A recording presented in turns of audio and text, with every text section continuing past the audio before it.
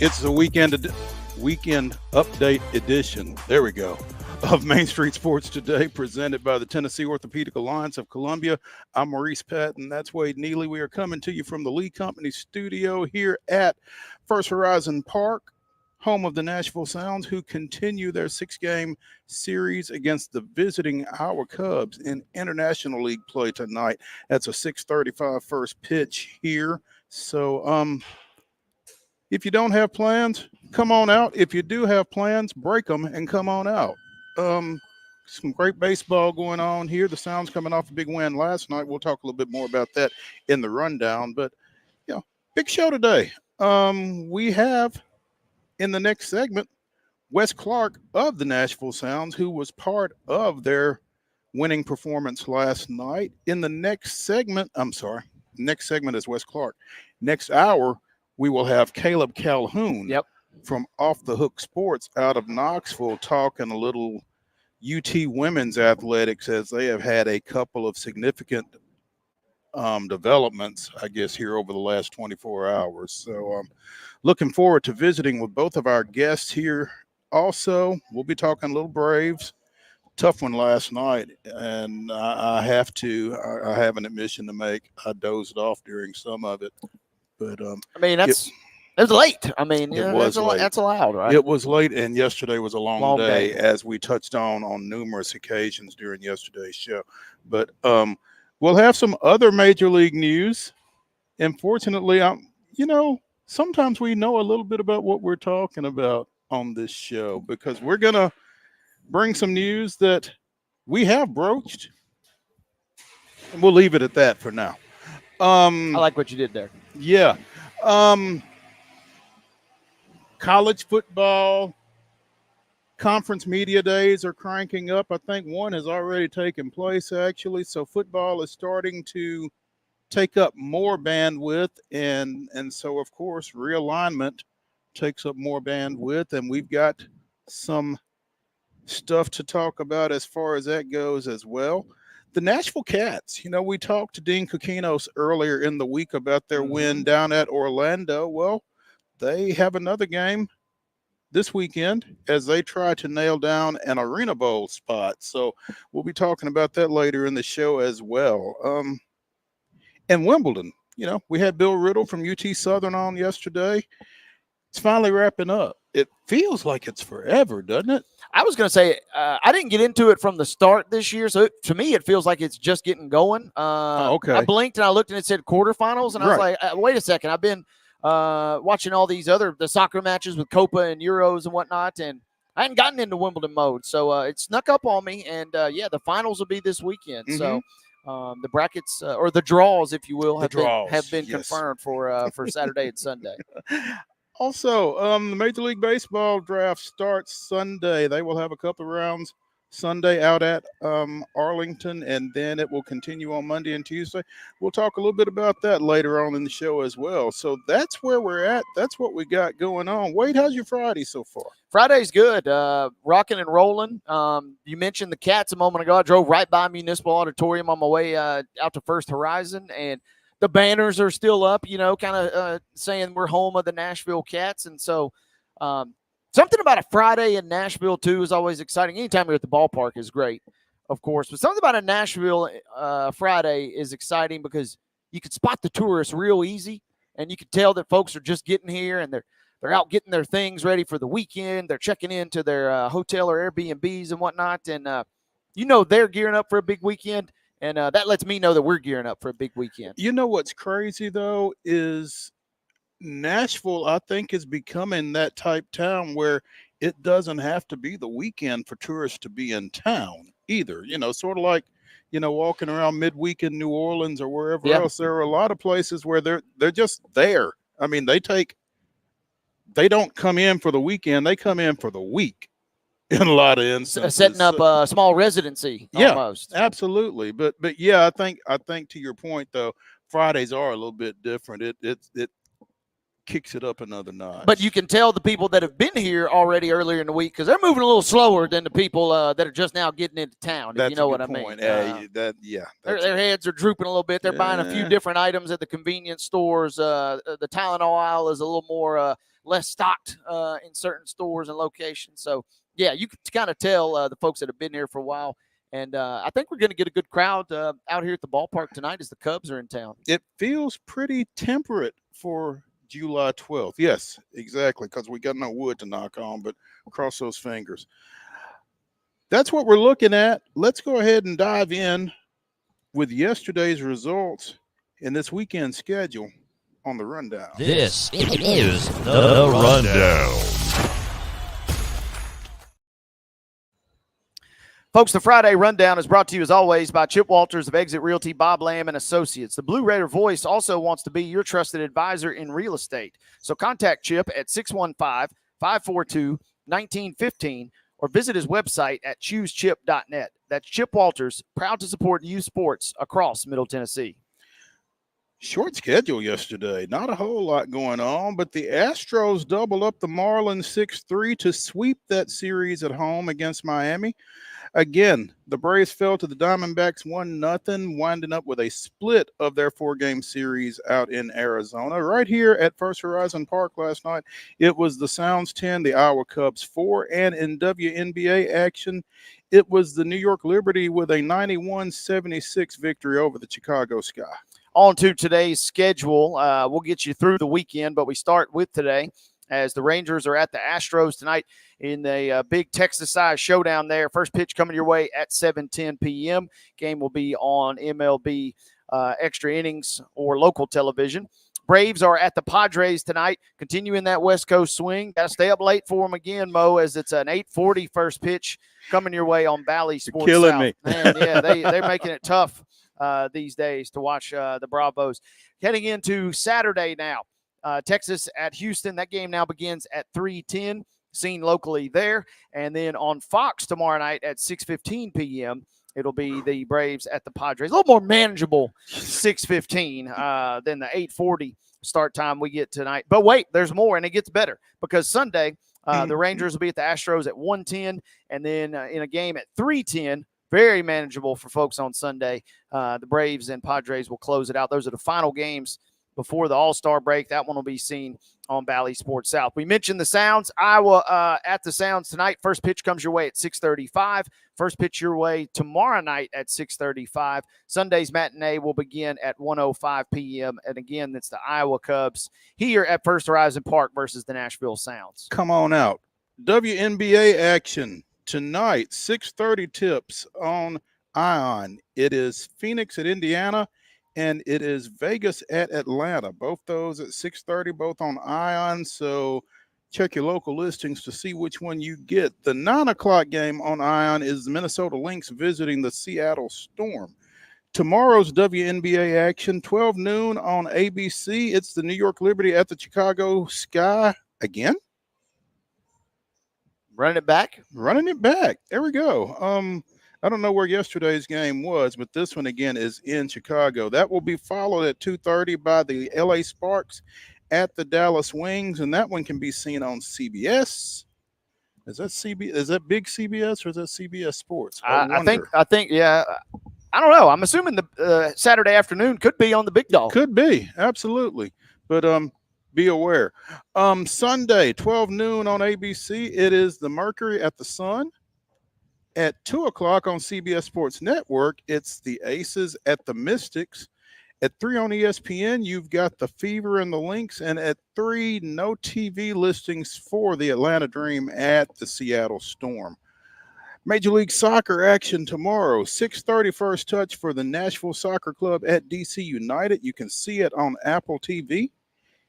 And it might be a nice little doubleheader there, because at 8 Mountain Time, I guess that's 9 here, it's the Nashville Cats at the Billings Outlaws in the Arena Football League semifinals. Winner advances to Arena Bowl 33. So check that out.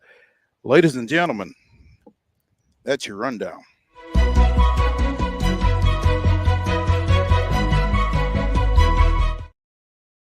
Today's top story brought to you, as always, by Piggly Wiggly over in Neely's Mill in Columbia. Be sure and check out their delicious daily deli lunch items that are available until 6 o'clock daily.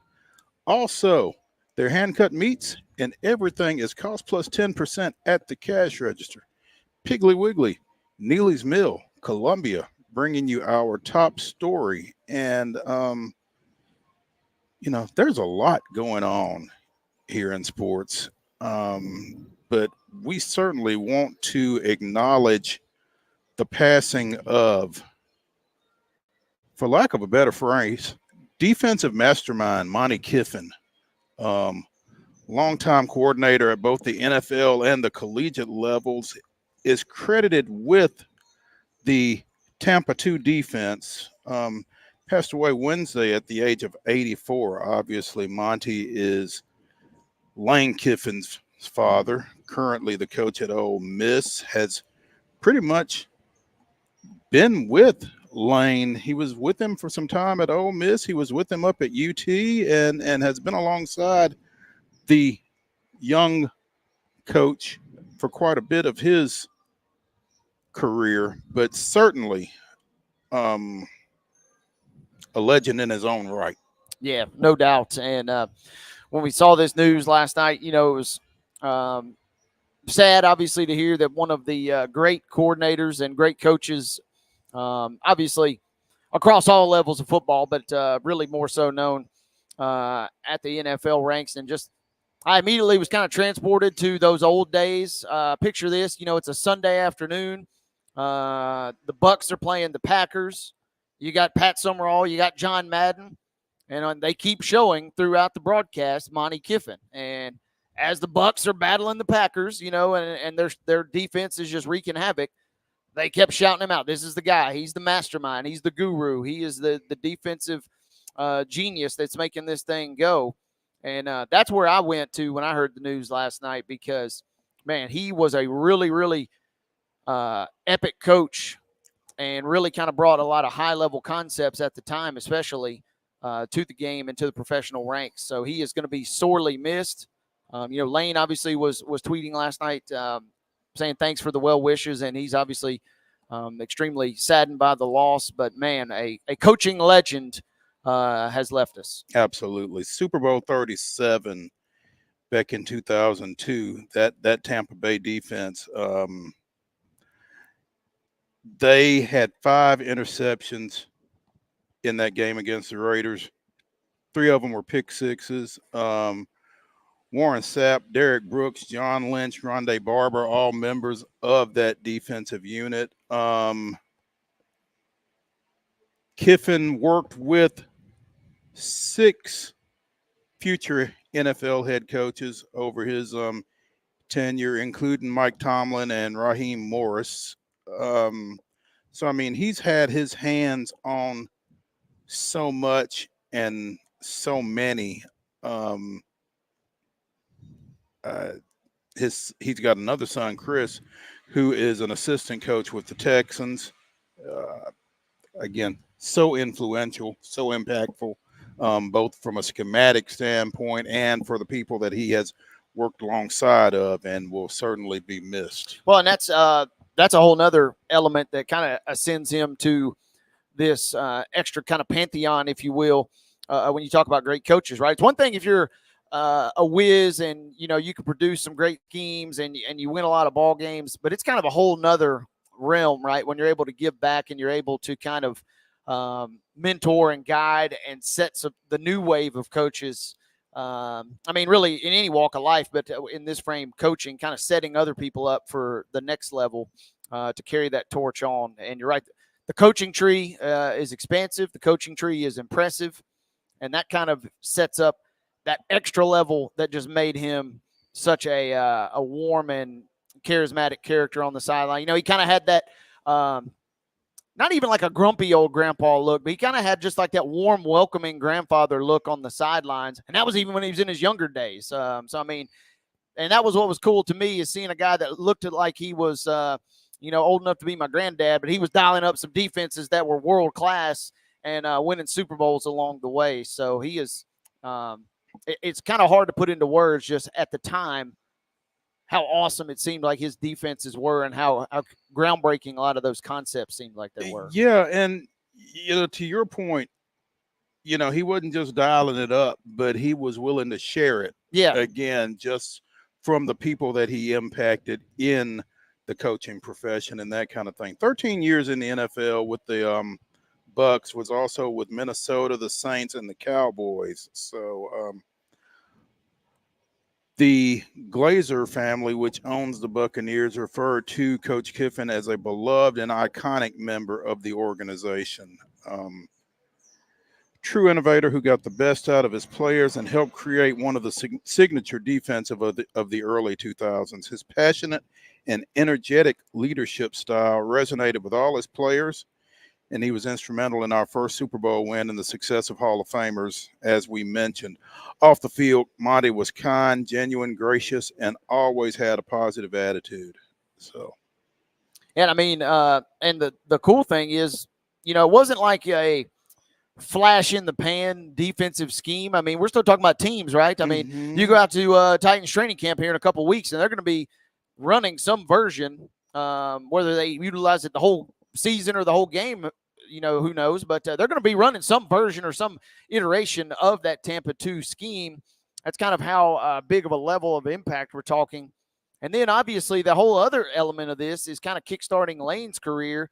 And for a guy that really kind of struggled to find his footing as a head coach to begin, Monty really added kind of the extra layer of legitimacy. Don't know how much that really helped, because a lot of folks were still out there, gunning for Lane at the outset of his career. Some folks probably still are.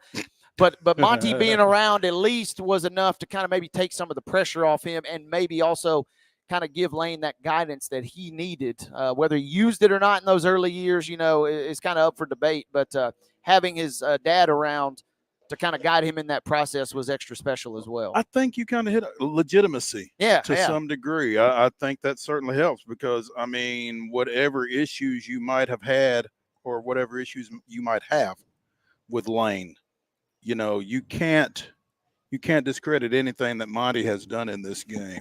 And so having him at UT, at USC, at, Florida Atlantic, and at Ole Miss certainly had to be a help for Lane, a sounding board, maybe not a shield necessarily, but certainly somebody to, like you said, offer a little guidance maybe when Lane needed it. He certainly did. There's no doubt about it. And Tennessee fans will be quick to certainly remind everybody of that. But, I mean, in some ways, the parallels are obviously there a little bit with the CALHOUN family now here in Nashville, too.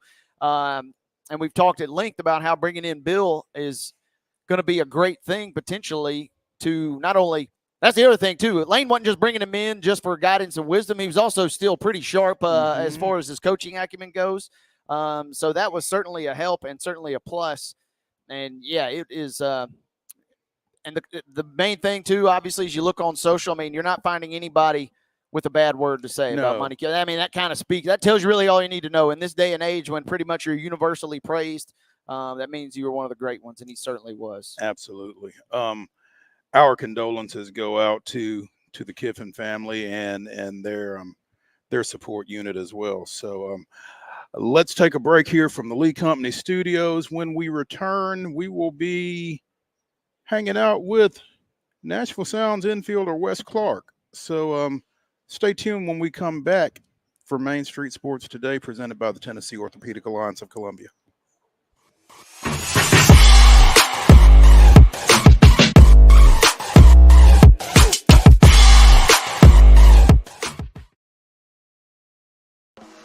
Bluegrass Auction Associates is hosting another estate auction in White House, Tennessee on Saturday, July 20th at 10 a.m. Join Bluegrass as they sell the Judy Matthews Honeycutt Estate, conveniently located in the scenic Orchard Park subdivision. This beautiful estate includes both real estate and personal property, so everything must go. Everything will be sold on-site and in person, and a 10% buyer's premium is added to the final bid. So bid with confidence with Bluegrass Auction Associates, committed to excellence. We thrive under the lights. A city of performers, putting on one heck of a show. Headlining night after night. Welcome to Smashville.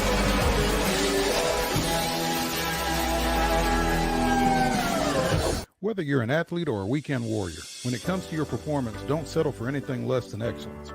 We're proud to announce that Mid-Tennessee Bone and Joint Clinic is now Tennessee Orthopedic Alliance of Columbia, where we are redefining sports medicine and orthopedics. Tennessee Orthopedic Alliance's team of expert sports medicine physicians understands the unique demands of your body. TOA Columbia specializes in personalized orthopedic care, offering state-of-the-art treatments for everything from sports injuries to joint replacements. Learn more at toacolumbia.com. Custom Stone Handler supplies over 600 distributors and suppliers with quality stone products. Along with River Stone, we produce and distribute over 100 building, landscape, and other bulk products. Our goal is to provide quality products, service, and partnerships to ensure our customers' success. We firmly believe that the measure of any person or company is how they treat other people and customers. Give them a call at 931-490-4990 or visit CustomStonehandlers.com. Nashville Sounds Baseball is back in Hit City for the 2024 season. Spend your nights and weekends at the ballpark with weekly giveaways, fireworks shows, throwback deals, live music, and more. Top talent will take the field at First Horizon Park against the AAA Minnesota Twins, Baltimore Orioles, Atlanta Braves, St. Louis Cardinals, Cincinnati Reds, and more. Tickets start at just $10 and are available now at NashvilleSounds.com. We will see you in Hit City. With Lee Company technology, the best handymen are hands-off. Lee Company techs have been using visual findings and other smart technology tools for years to add transparency and virtually take customers along. You see what we see, whether we're in a crawl space or on a roof. With Lee Company, technology helps us help you, no matter what's happening in the world or at your house.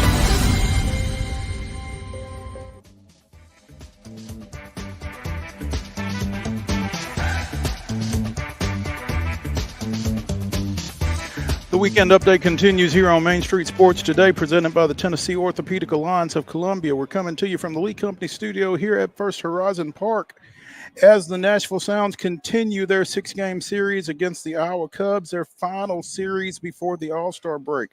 I'm Maurice Patton along with Wade Neely, and we are now joined by Nashville Sounds infielder Wes Clarke, coming off of a big night in the Sounds 10-4 win over Iowa last night. Wes, appreciate you joining us, man. Yeah, thank you for having me. Yeah. We just got a little info on Wes while we were getting ready for this segment. Lives in Lynchburg, Virginia, which I've been to Lynchburg. That is not a fun drive. It's not. It's a nice area, though. It's a nice area once you get there. Yeah. But from here to there, man, yeah, it's tough. It's a lot. Yeah. Now, did you go to Liberty?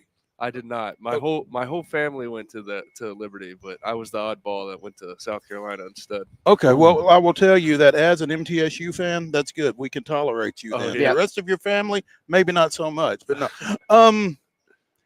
Again, big night last night, double home run, three hits, your second 3-hit night of the season.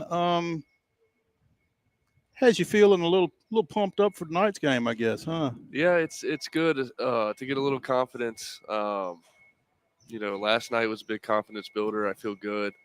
I feel like I figured some things out yesterday. We had a sim game before the game, which was like live at bats, some pitchers threw, and I was one of the hitters. I got to work on a couple things there, and it felt good. So I took it to the game, and it worked. So I'm gonna stick with it. So you just roll right over what you learned. And Wes, I was talking with you off air. I'm scrolling through Twitter last night, and I'm following the Sounds, and I'm like, wait a second. There's a clip of somebody absolutely smashing one over the left center wall. I said, wait a second, that's Wes. He's on the show tomorrow. So I'm sure you did that just for us to really kind of get extra attention on the segment today. So first and foremost, thank you for that. Of course. Absolutely. Of course. I'm looking out for you guys. We appreciate that more than you'll ever know. But kind of as the season kind of ebbs and flows and you have a great night like that, how does your approach change at all, or does it change at all as you head into a big game tonight as well? I think the approach can definitely change. Yesterday when I had success, the only thing I changed was I'm going to try to hit the ball more out front. I had like a little slogan. I was joking around with Buffy, our hitting coach, and I was like, today I'm going to party out front. and then I had the 3-hit night with the homer. Yeah. So I told him after the game, I'm partying out front every day. Yeah, it seems like it's rolling for you. And you hear so much at the big league level about pitching and matchups, hitter versus batter and vice versa. How much intel are you as a minor league guy getting before the game on a specific pitcher, or are you really more just focused on you first, and then if you can pick up something from the pitcher, you take it? But I'm curious about how that process goes. I think there's a good mix of both. Our coaches, our staff do a fantastic job with the scouting report. Anything you want to know about the pitcher, we have the information. Whether it's usage, location, you name it, we have it, and it's great. Me personally, if I look too deep into the scouting report, I can overthink the approach. So I try to take what I'm good at and then tailor that to his approach. So, for example, if he's throwing a bunch of stuff down and, below the zone, trying to get you to swing, I'm going to tailor it to I'm going to look for something more up in the zone, so I won't chase that pitch down, and et cetera. It depends on the pitcher too, but you got to take your own strengths plus the scouting report and try to find the middle ground. Absolutely. And you guys have been playing here at home for the last couple of games. And Colin and I were talking even before. What was it like being out here last week? Maybe don't want to play necessarily, or maybe you do on the 4th of July, but man, we had a lot of big crowds out here. And then the fireworks, in addition to the ones downtown, you also got guys had fireworks to give the fans a little taste here as well. Oh yeah, it's really nice. And especially when you play as many games as we play, the fans are really what make it. That's the reason you want to come. And when there's nobody in the stands, it's a little harder to get amped up and ready to play. But when it's packed, you're ready to go every night. And the fans here do a fantastic job with that. Nashville Sounds infielder Wes Clarke joining us here on Main Street Sports today, presented by the Tennessee Orthopedic Alliance of Columbia. Wes, this is your first AAA experience, I guess. And most everybody that we talk to here kind of agrees that if you can't be in the show, this specifically Nashville is kind of the place to be. You don't necessarily have the frame of knowledge that some other folks would have, but how have you enjoyed Nashville since your call up from Biloxi? It's been awesome. I really love Nashville, and it helps a lot because I have some family that lives here too. So when I get called up, I get to see them. They get to come to games. So it's been really nice, and I love the city. I love the stadium. Love the fans. Love the staff. I love everything about it. It makes it big. Wes, I want to get into this. You touched on your South Carolina connection a moment ago. Number one, how much did it pain you to have to watch Tennessee win the national championship? Feel free to be as honest or dishonest as you'd like. And then number two, South Carolina obviously making a splash in terms of their coaching regime going forward. What do you think about South Carolina as a program maybe going forward from here on out? I think there's a lot of hope for the future. Maneri's had a lot of success in college baseball and in the SEC. It is a little sad to watch Kingston, the coach I played for, leave. I wish him the best. I think he'll have a lot of success at Creighton. But I do think it'll be fun watching Maneri take over the program, see what he can do with it. And as for Tennessee, so Garrett Stallings is my roommate. Okay. On road trips. Yeah. And we just had Garrett on was it last week? 2 weeks ago. Yeah. Right after. Yep. So right. Yeah. Okay. So the smack talking is definitely there. So but he earned it. He has the right to talk smack to me. But it's just fun. Like, were there any bets, any UT gear worn or anything like that? No, nothing like that. We would make like score predictions or whatever on the game, but that's about it. I'm always kind of curious just how much attention you guys get to pay to the College World Series, particularly those of y'all that played collegiately, just with everything else you got going on. Yeah, I think it's really fun to watch college because, I never went to the College World Series when I played, but I played college baseball in the SEC, so I can kind of relate to those guys. It's like almost the World Series, just playing in that league alone, right? Right, yeah. But I can relate to the college guys, how excited you are to be, because I wanted to go to Omaha so bad, and they're actually there, so I can watch them and be like, man, that's cool. We certainly kept tabs on it and kind of maybe putting a bow on that. Put it into your best words. I mentioned the SEC. How tough is it to play in that league? I mean, we've talked about they basically rule college baseball. I mean, they've had the 2 finalists, it feels like, for the last 10 years, certainly the last couple. But can you really just, as a player, former player, put it into words how tough it is on just a night in, night out basis trying to play in that league? Yeah, I think the difference in playing in the SEC is you're never gonna have an easy game. Every game's gonna be tough. Every arm you face is gonna be tough, even when it's 8-1 in the 8th inning, and you might have a lower end bullpen arm come in. That guy's still really good. Mm-hmm. So I think it's definitely consistently pretty tough league to play in. Do you feel like, Wes, it better prepares you? And again, I'm kind of asking you to kind of riff on something to a degree because you played in the SEC, you didn't play in other leagues, but do you feel like the SEC better prepares you for this next step than maybe some others with, the arms that you face, the coaching that you get, that kind of thing? How do you feel like the Southeastern Conference prepares you for college ball relative to maybe some others? I think it's the best thing you can do preparing for pro ball. Because those Friday night guys and Saturday night guys, they're going to be in the 90s with a really good slider and good command. And that's what you're going to see in pro ball. So just from a hitting perspective, I think it's really good prep for pro ball. How do you balance I'm always curious to ask the minor league guys this question. How do you balance what you're trying to accomplish on a personal level, which presumably, is get to the show as soon as possible and stay as long as possible, versus also being a good teammate and trying to help the ball club get wins on a nightly basis? How does that process go about for you? So we actually just talked about this 2 days ago in our Bible study, and we were talking about how there's some guys in Bible study like Taylor Clarke. He's been around a little bit longer than me, and he said, you never remember players based off how well they do. You remember players based off how good of a teammate they were, how good of a person they were. So the priority is going to be, how can I positively affect my teammates, my team, my coaches? How can I be a great teammate? And then if you can play well also, that's a bonus. You mentioned Bible study and Brewer Hicklin on the show a couple weeks ago, prepping for this show. What can you tell about a really cool event that happened out here just a few nights ago with you in regards to you two and your faith? Absolutely, yeah. So I was baptized on Saturday after the game on the field by Brewer, and it was really great to be able to publicly announce that I put my faith in Christ. I look at baptism as similar to a wedding ceremony. So the wedding ceremony isn't what marries you. The wedding ceremony is, I'm going to get me and my wife in front of all these witnesses, and I'm going to commit my life to her, right? Mm-hmm. That's the same with baptism. While baptism doesn't save you, it's, I'm going to, in front of all these witnesses, I'm going to show everyone that I'm committed to Christ. That was fantastic stuff.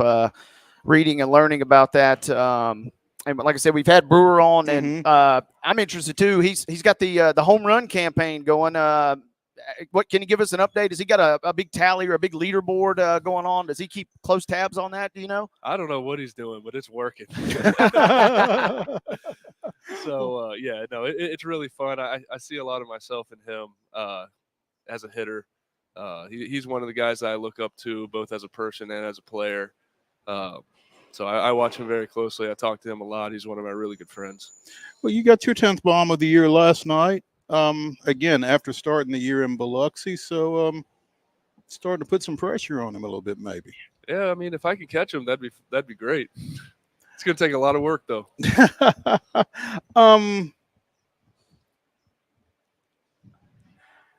Wade was asking about how you balance, big team, little me, that kind of thing. At the same time, everybody wants to be in the show, clearly. What do you feel like? What have you kind of maybe identified as what you need to work on to try to put yourself in a position to earn one of those call-ups? Absolutely. It's all consistency. If it's better to be consistently good than inconsistently great. If I'm great for a week and then struggle for 3 weeks, it's really hit or miss. But if I'm good for all 4 weeks, the consistency is what will get you there. And, as a member of this organization in particular, you look up there and the success that they're having and the guys that they're doing it with, and they've gone through some injuries. It's one, they have gone through some injuries, but two, they're doing really well. I mean, how much attention do you pay to what they're doing and where you might fit in and that kind of thing, as opposed to just, trying to achieve that consistency right here, being where your feet are, as people like to say. Exactly. That's well put, being where your feet are. Of course, we watch the big league team, and of course, we run certain scenarios through our head. If this happens, whatever. But at the end of the day, you can't control any of that. The only thing you control is what you are doing today. So, like you said, be where your feet are. I'm going to be where my feet are. I'm going to play hard, and I'm going to try to be as consistent as I can. And Lord willing, when the right time comes, I'll be in Milwaukee. I love it, and I love to hear that. And before we get you out of here, All-Star break's coming up. We've discussed no real easy way to get back home necessarily, at least in a short amount of time. So what will your All-Star break plans consist of? And do you kind of welcome that break, or are you, as well as you've been hitting, are you kind of maybe ready to just get right back to it? The break always sounds really nice. It sounds really nice. Yeah, okay. And then once you're 2-3 days in, you're like, man, I want to play. Yeah. So I think there's a little bit of both mixed feelings towards that. Obviously, I want the break. But as for plans, it's funny. Me and my wife are thinking about buying a car, because since we're having our child here in a couple weeks, we need something a little bit bigger for the stroller and car seat, and you name it. So I think we're going to go on the look to a couple dealerships, a couple places, and see, what's the best option. So that's a practical break right there. That is a practical break, and car shopping is always fun. It is, especially when you test drive a couple. Yeah. I guess in an ideal world, maybe that 36 weeks would be long enough, and maybe something would happen right here over the break. Right. Oh, yeah. In a perfect world, yeah. Well, we'll keep our fingers crossed for you. Wes Clarke of the Nashville Sounds joining us here on Main Street Sports today, presented by the Tennessee Orthopedic Alliance of Columbia. The Sounds taking on Iowa in their final 3 games before the break. 6:35 tonight, 6:35 tomorrow night, 1:05 on Sunday. Come on out and check out Wes and the boys. Wes, we appreciate it, man. Thank you guys so much. Thank you, Wes. Hey, when we come back, it'll be a little bit more baseball, but the next level. Stay tuned.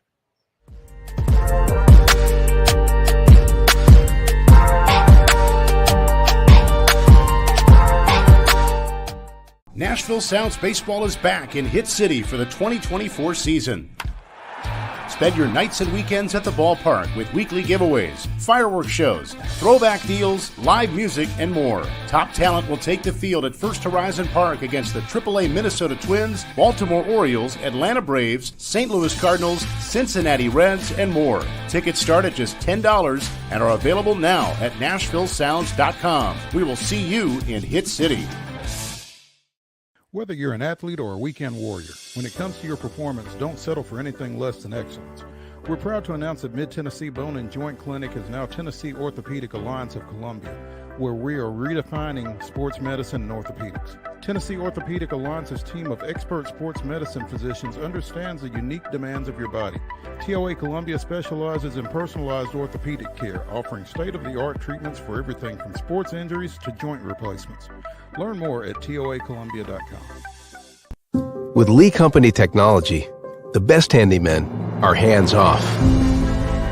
Lee Company techs have been using visual findings and other smart technology tools for years to add transparency and virtually take customers along. You see what we see, whether we're in a crawl space or on a roof. With Lee Company, technology helps us help you, no matter what's happening in the world or at your house. Jones and Lang Sporting Goods here in Columbia has been outfitting teams, officials, and anybody else from T-ball to college for 50 plus years. Be sure and check them out at 931-388-8060 or online at jonesandlang.com. Jones and Lang Sporting Goods, the look of a winner. Zion Christian Academy, zioneagles.org or 931-388-5731. You can schedule your appointment. Go tour their campus. It is beautiful over there, and you're definitely going to want to see it. Again, it's zioneagles.org. Give them a call, 931-388-5731, and schedule your tour today. Custom Stone Handler supplies over 600 distributors and suppliers with quality stone products. Along with River Stone, we produce and distribute over 100 building, landscape, and other bulk products. Our goal is to provide quality products, service, and partnerships to ensure our customers' success. We firmly believe that the measure of any person or company is how they treat other people and customers. Give them a call at 931-490-4990 or visit CustomStonehandlers.com. Piggly Wiggly, located in Neely's Mill Shopping Center, is Columbia's locally owned and operated Cost Plus 10 grocery store dedicated to serving the community with low prices and smiling faces. Piggly Wiggly offers fresh, hand-cut meats daily as well as daily hot plate lunches from their deli counter. You're certain to see smiling faces and a helping hand when you're here at Piggly Wiggly. Come by and check out our fresh produce, high-quality meats, and more. Down home, down the street, we'll see you at the Pig.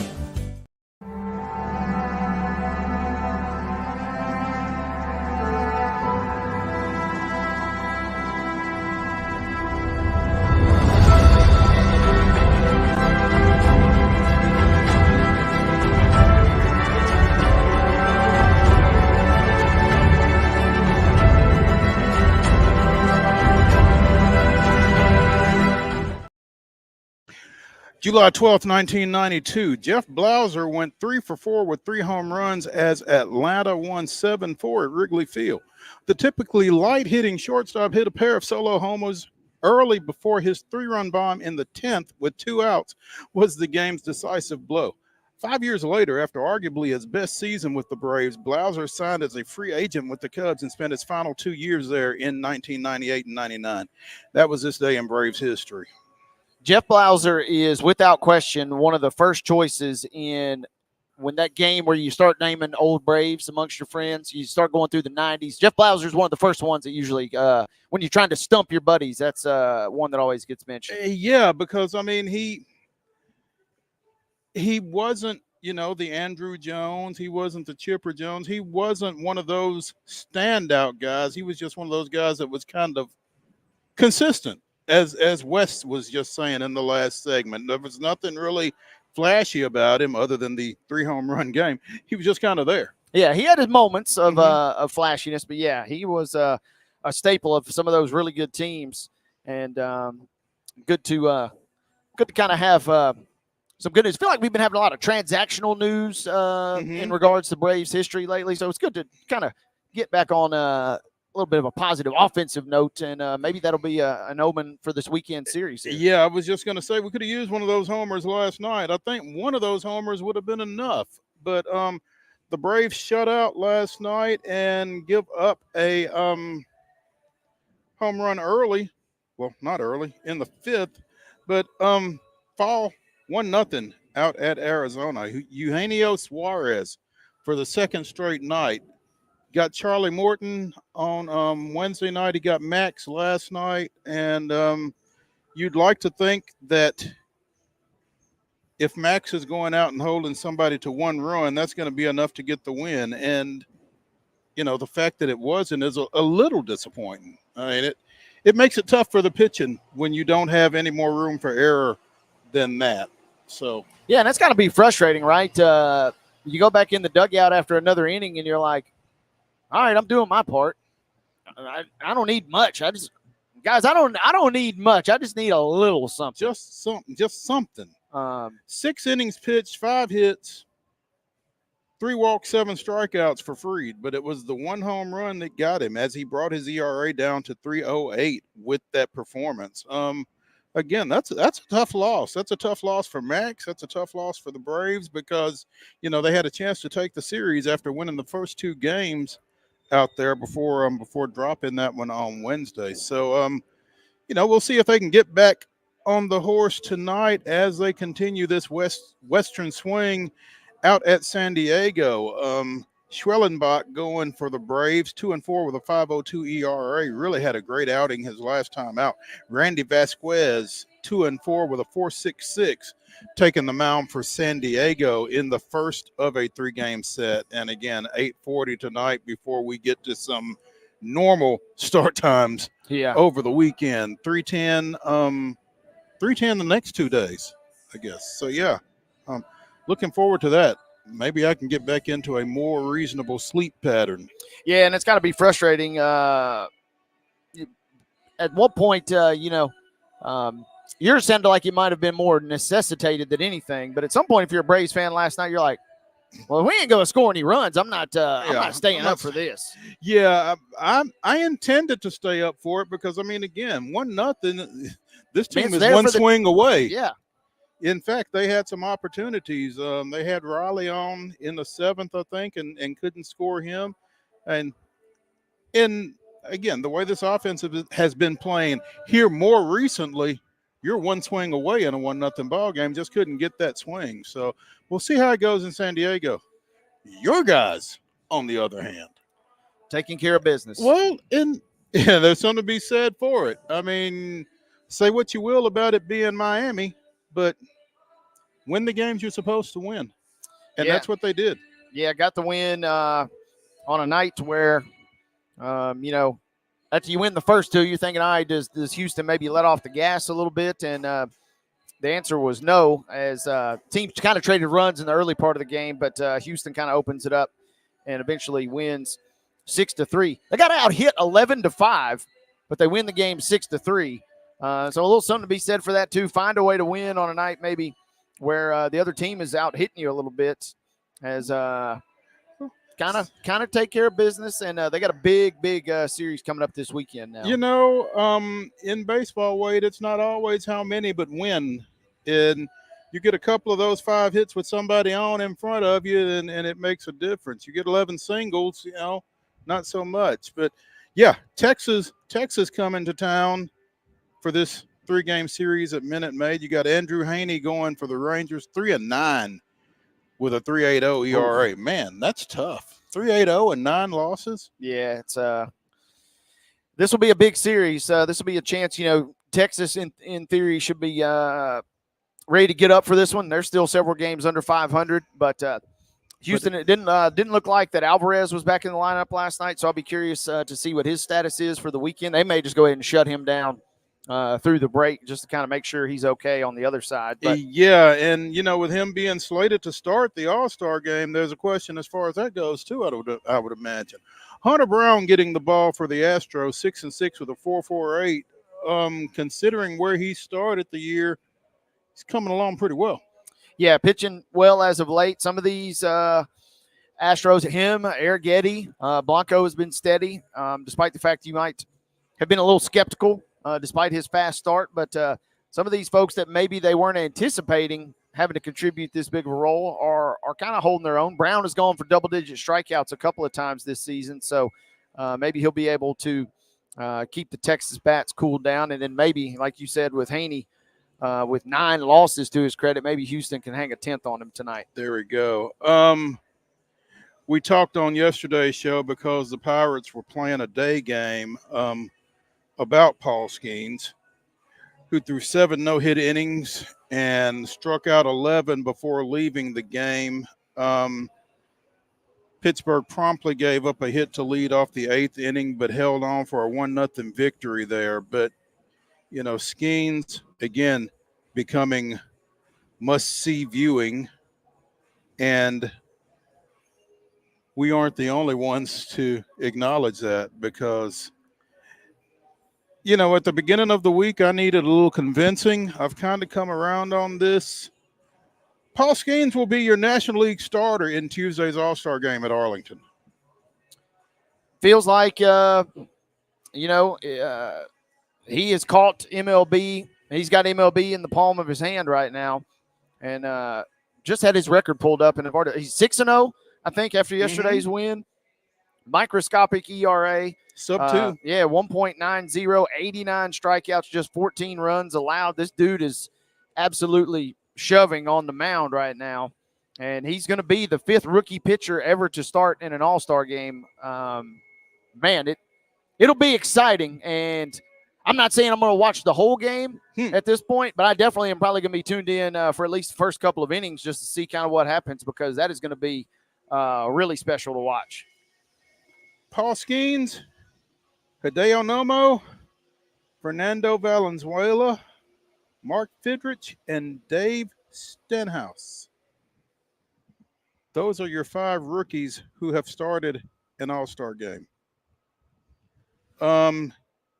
He is also the first Pittsburgh Pirates starter on the mound since Jerry Royce in 1975. Only the Cubs and the Orioles have had longer droughts between sending a starting pitcher to the All-Star game than the Pirates. So, and apparently, Mo Skeens was on the Dan Patrick show today when he found the news out. So Tony, was it Lavulo? Torey Lavulo, excuse me, the manager for the Diamondbacks, apparently called him while he was on the interview. And Paul either takes the call or I don't know, he sent a message or what, but he acknowledges that he's getting the nod on the Dan Patrick show live in real time. That's a nice get. That's a solid. Brad Willis would be impressed with the kind of delivering the big news. Gotcha, yeah, the gotcha there. situation. Well, we need something like that to happen on this show. We're gonna have to put our thinking caps on and see what we can come up with. See what kind of news we can break on here. I got some ideas, but anyway, this is pretty wild. I mean, he's going to face likely Gunnar Henderson, Aaron Judge, and Juan Soto in the first inning. How you like me now? That'll be fun to watch. And the AL, they got to find a way to get hits off this guy. I mean, it's not as if the National League is sending up a rinky-dink roster lineup themselves, So if he goes 2 scoreless innings, I mean, behind him, they got a pretty good slew of arms. They got some options after Skeens. The AL better take advantage while they got some boppers up there at the plate against this guy. But no one has really been able to do that thus far. Yeah. According to this article on CBS Sports, typically the starters are announced on Monday before the game. I'm not sure what prompted Lavallo to jump the gun, but maybe just got tired of the questions. I don't know. either got tired of the questions or he saw, before the game against the Braves last night, maybe he was watching the Pirates in the clubhouse and said, you know what? I've seen all I need to see. This is my guy. There we go. I don't know, but yeah, that will be that'll be the big storyline. The cool thing is you got the home run derby to kind of kick things off, which is always exciting. But then that's going to further build into the drama coming up on Tuesday. Did we talk about the finalists, the final home run derby? No. Speaking of gotchas and reveals, I think we were slowly getting word trickled out. I don't know that we got a full roster. We do. Yet. We do. Teoscar Hernandez of the Dodgers and Adalis Garcia of the host Rangers will be the final 2 members of the 8-team field for the Monday night home run derby. So you've got Jose Ramirez, Gunnar Henderson, Bobby Witt Jr., and Adalis Garcia for the American League. You've got Pete Alonso, Marcell Ozuna, Teoscar Hernandez, and Alec Boehm for the National League. And again, they have tweaked the format this year. It's not 1 versus 8, 2 versus 7. They just take in the first round the top 4 home run hitters will go forward, and then they'll bracket them 1, 4, 2, 3 in your semifinals. I like that better, right? I mean, it stinks if you get a crappy matchup or a crummy draw because you go up against a hot guy. You're right. You stroke 21 and he puts up 22, and then you got to watch somebody else go behind you that puts up 12. 16, yeah, and you're out on the corner. So I kind of like this matchup or this format a little better, and I will be tuned in. It should be another entertaining derby. To kind of, like I said, kick. I wonder, did they still do the celebrity softball game? Yeah, I think that's always entertaining too. They don't show it live; they tape delay it, and but man, it's kind of always fun to watch too. Yeah, they play it before the Derby, and then they show it after the Derby. Yeah, so it's always fun to see who shows up for that. Tough news for former Farragut High School, former Tennessee Vol standout Nick Senzel, who was waived by the Washington Nationals earlier today. Senzel signed a 1-year, $2 million deal with the Nats over the offseason. He had been DFA'd last week with hopes of trying to trade him after a 209 start to the season, 7 home runs, 18 ribs in 64 games. Got off to a slow start after breaking his right thumb in spring training and just never came around for the Nationals. So Nick Senzel is a free agent. So hopefully he'll latch on with somebody. You'd like to think he'd still have a shot. 29 years old, the number 2 pick in the 2016 draft. So, we'll see what happens there for him. That probably does us for hour number 1 here on Main Street Sports Today, the weekend update edition, brought to you by the Tennessee Orthopedic Alliance of Columbia. When we return to the Lee Company studios here at First Horizon Park, it'll be the grab bag. Stay tuned.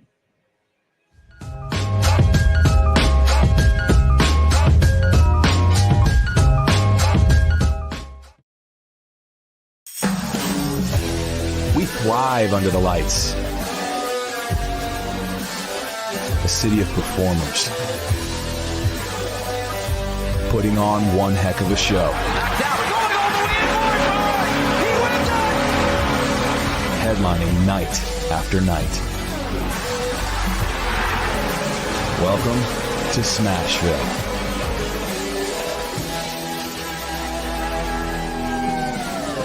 Whether you're an athlete or a weekend warrior, when it comes to your performance, don't settle for anything less than excellence.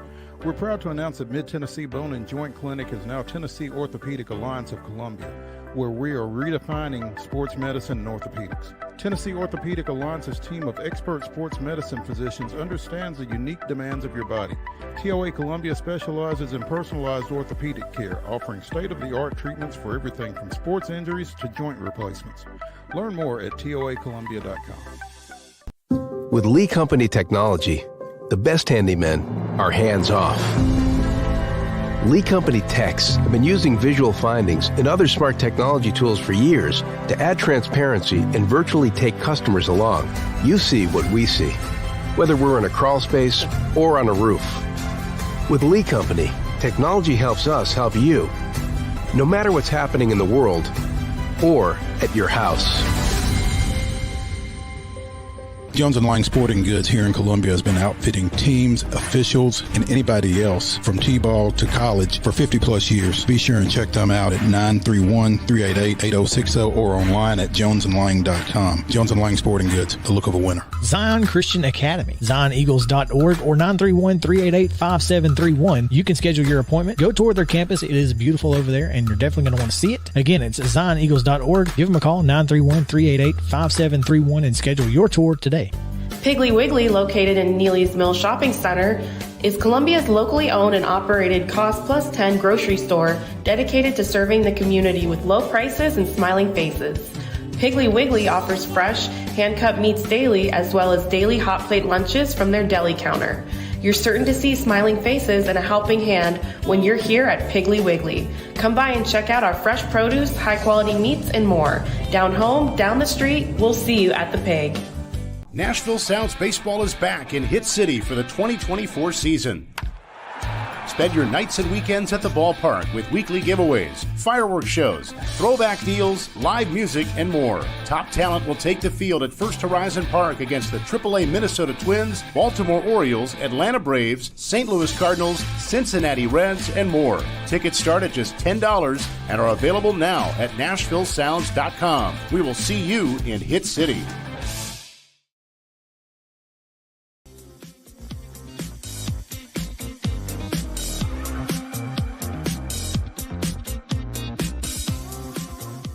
Neely. We are Main Street Sports Today, presented by the Tennessee Orthopedic Alliance of Columbia. We are coming to you from the Lee Company studios of First Horizon Park, our biggest studio. Yes. Well, yeah. Yeah. Murphy Center, pretty big too. We like to go to the biggest places. We do. Let's just let's make it the big time wherever we go, right? And without question. Hour number 2 of the weekend update starts right now. It is the grab bag. And, Wade, you can't talk too long about college athletics without realignment coming up still, because not everybody has necessarily maximized their earning potential, I don't guess. Right now, the talk is circled back to Clemson and Florida State, who are the two most disgruntled members of the Atlantic Coast Conference at this point. Couple of bits of news. One, Clemson got some good news in the courts today, according to David Hood of TigerNet.com, friend of the show. We've had him on a time or two discussing Clemson and their situation, and a South Carolina judge denied the ACC's request to stay Clemson's lawsuit against the conference. So that lawsuit is going to go forward, which addresses the documentation that keeps Clemson and everybody else in the ACC. So, we may be looking again at the dissolution of some rights that could leave Clemson and everybody else maybe open to depart the conference. And it looks as if the Big 12 has some interest in both the Tigers and the Seminoles. Yeah, this is an interesting one for me, right? Because on one hand, Florida State, who kind of kickstarted this party, it seems like a couple months ago, they're kind of trying to do what's best for them, right? Clemson kind of steps up and says, we're on equal footing with you. And this is Clemson talking. So they say, yeah, we're going to, try and maybe strong or at least threaten to leave or, try and get out of this deal here. And then now flash forward, and now the Big 12 is sitting there thinking, ooh, we might really like these guys. So it's kind of fascinating to me where the schools view themselves in the pecking order and then where the conferences view the schools in the pecking order. Because in a perfect world, obviously, right, the SEC would be the landing spot for Florida State and Clemson in terms of media rights deals, in terms of geographic, if that still matters at all, in terms of the rights deals for sure. But I just don't know. This is the fascinating part to me. I don't know if the SEC, how much, if any, they're really super interested in adding those two as programs. Meanwhile, the Big 12 would do, it seems, almost bend over backwards to try and get these two guys at this moment. I think you touched on a lot of really salient points in all of that. One, I'm not sure that the SEC is any longer interested in either Clemson or Florida State for a number of reasons. One, I think 16 is where they want to be. And by getting Texas and Oklahoma, they are officially at 16. I think any more than that really gets really unwieldy. Clemson is in South Carolina. They already have a school there. Florida State is in Florida. They already have a school there. Again, I'm not sure, to your point, what geographics means anymore. Doesn't feel like it means a lot, right? But at the same time, with them, again, being at 16, they may be good for now. And again, geography not mattering, maybe Clemson and Florida State isn't that much of a reach for the Big 12, which already has, Central Florida, right? So, yep. And so the interesting thing on this, too, is I suppose every contract is different, but the way that it seems like a lot of these membership agreements are drawn up, and who was it? I believe it's SMU with their new conference realignment deal, they're basically forfeiting. They're not going to be entitled to any money that comes from their media rights deal for like 5 or 6 years, which was kind of a little bit of an eye-opener for me. Yeah, you're thinking, all right, we're not going to make any money for 5 or 6 years, but then when we do, we're really going to start reaping major benefits. That's the interesting thing with Florida State and Clemson is that SEC Big Ten money is practically guaranteed almost. I mean, it would have to take something really, really crazy for those two to kind of lose their footing. Whereas the Big 12, I mean, this is the same conference we just were talking about a couple weeks ago. They're looking at selling the naming rights for their whole conference. I mean, what does that say, speak to in terms of maybe potentially their financial stability and where they think they might be going forward? So this is an interesting puzzle piece as these things kind of continue to move around. It really is. And in all of that, it really feels like this might be the last gasp on the Big 12's part, to try to kind of stay relevant because, I was trying to I saw a graphic yesterday that showed what the Big 12 would look like if you added Clemson and Florida State. And again, the biggest, and the thing that I am really having to get over, Wade, as an old school guy, is that geographics don't matter. I mean, when you're talking about Stanford and Cal and SMU being in the Atlantic Coast Conference, that doesn't do it for you. Stanford and Cal being in the ACC, man, that is a tough thing to get your head around. That's a really tough dynamic to deal with.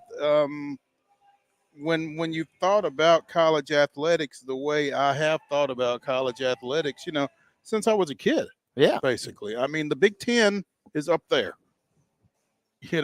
The ACC is over here.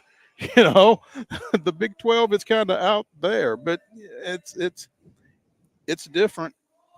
And it would be even more so with, I know everybody's going to be excited about that Iowa State, Florida State ball game in whatever sport.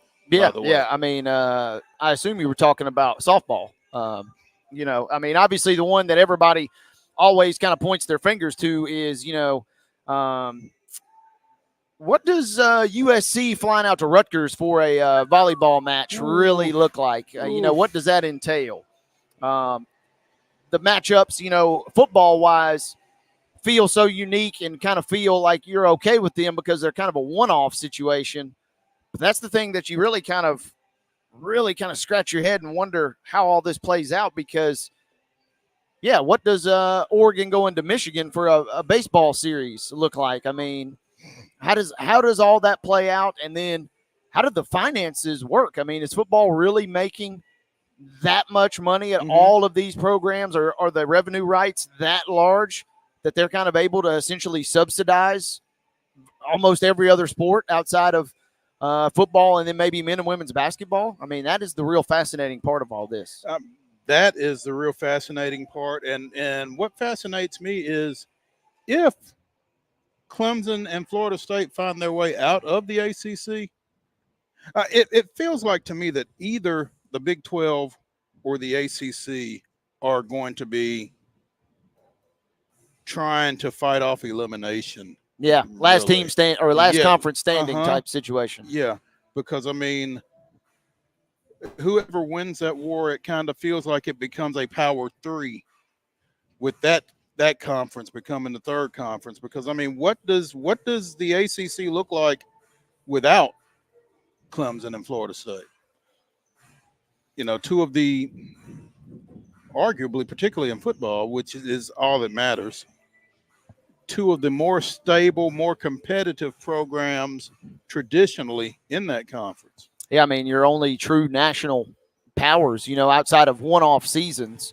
And you're bringing in Stanford and Cal and SMU. SMU is the best of those remaining teams. You can make a really strong argument in terms of football prowess on a consistent basis, at least. So that's the crazy thing. It almost feels like a little bit like Florida State and Clemson kind of yeah, they would like to be in a different conference if at all possible.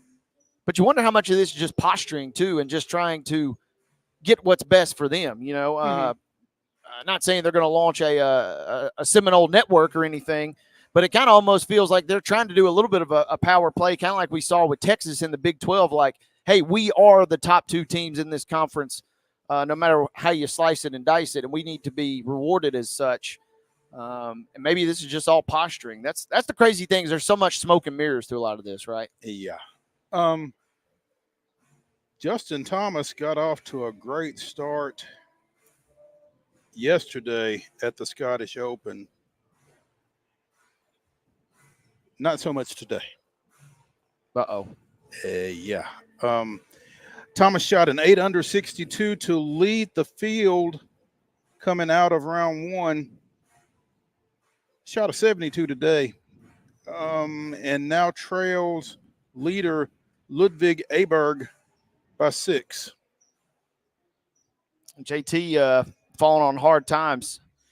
And I think Aberg was the guy that we sent the clip of yesterday. Did you watch this clip? He hits his shot off the tee box. Maybe Mark can pull this up. This is something that would only happen like at Hillcrest Country Club or at Mount Pleasant Country Club, I feel like. But he hits his shot off the tee box, and a ball is resting on the green. Think about that, right? We've seen, animals pick up balls and run off. We've seen, crazy things with crocodiles and alligators nearby and relief and whatnot. But he hits his tee shot, and it lands perfectly on top of this other ball that's on the green, and both of them just fly off.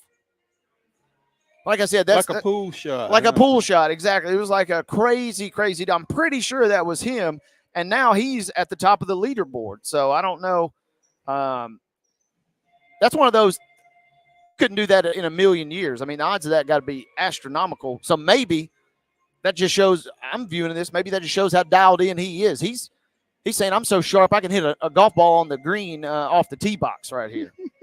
But playing defensive golf. Yeah, huh? yeah. A little bumper pool almost right there. And then you're right, JT. Woof. Yeah, that didn't sound like a good one. Rory off to a good start too. I believe he's your defending champ. He went 65 and 66. So, and I want to say this is his first tournament back. He might have played last week, but if not, this is his first tournament back since the U.S. Open. Since the meltdown and the squealing of the tires, leaving the parking lot. So we'll see if Rory can climb up the leaderboard. He's tied for 5th at the moment. No shock that Aberg had the round that he had today. Shot 6 under 64 yesterday, so he went back-to-back 64s. Consistency. That's been kind of a theme on our show. And he didn't play in the U.S. Open, but our kid from Ardmore, Lee Hodges, is in Scotland, and he's tied for 37th. He posted 67 and 68. So he's kind of in contention. This will be a tournament where you see some pretty low scores, and so he's probably going to have to get a little lower if he wants to really make a run at this thing. As I believe this is the precursor. I think the Open is next week. So this is kind of the nice little warm-up before the final major next week. Antoine Rosner, a shot back of Aberg. Morikawa, you mentioned McIlroy. They are all at 9 under through round 2, among others. So obviously the Scottish Open finishes up tomorrow and Sunday in Scotland. And you got to get up early to watch that one. Well, yeah, I mean, considering, they are off. They're off the course. Yeah, done for the day. Done. Yeah, so. It is nice, though. Sometimes the tournament. Mark says he's got the clip queued up. Let's run this if we can. There we Mark. go. Absolutely. Because this was insane. Like I said, this is something that you see at Stony Brook out here.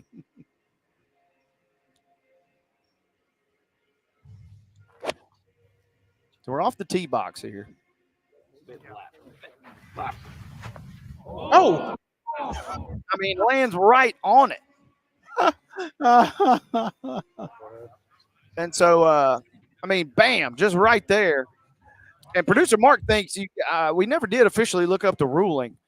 he thinks you get to return to where the ball was lied or where it was landed. Do you? I don't know. I feel like you may have to play it. You may have to play that.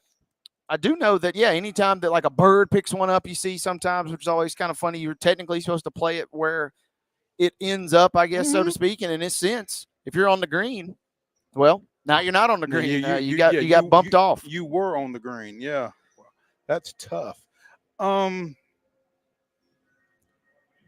We have been talking about double doubles and triple doubles and all sorts of numbers that are being put up in the WNBA. Angel Reese had her 15th straight double-double yesterday for the Chicago Sky. Also, hats off to former Hillsborough standout, former University of Tennessee standout, Isabel Harrison, who had a great game for the Sky as well in their loss to Washington. Sorry, not Washington, the Liberty. Liberty, yeah. It was somewhat lopsided loss, but it was to a really good team, obviously. And, I mean, depending on who you ask, she's now overtaken Caitlin Clarke for your Rookie of the Year, which the fact we're even debating the Rookie of the Year in the WNBA here relative to what we thought at the beginning of the season. Or historically, I mean, in mid-July, I mean, that tells you where we're going as a league. The other interesting thing about this, and I've only seen a couple of games of Chicago's this year. What is Cardoso doing? I haven't heard much buzz about her at all, and that was kind of the cool part about both of their picks was we were looking at kind of like a Twin Towers. Maybe she is kind of flying under the radar and is helping.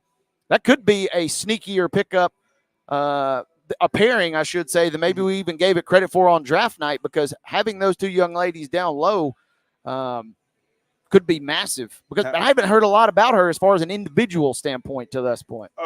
In that loss to the Liberty, she had 8 points and 7 rebounds in 20 minutes. She was 4 of 5 from the floor, as opposed to Angel's 5 of 17. And that's tough.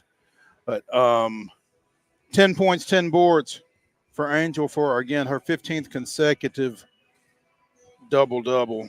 And again, Izzy Harrison coming off the bench with 12 points, 12 boards for the Sky in that loss. So nice to see Izzy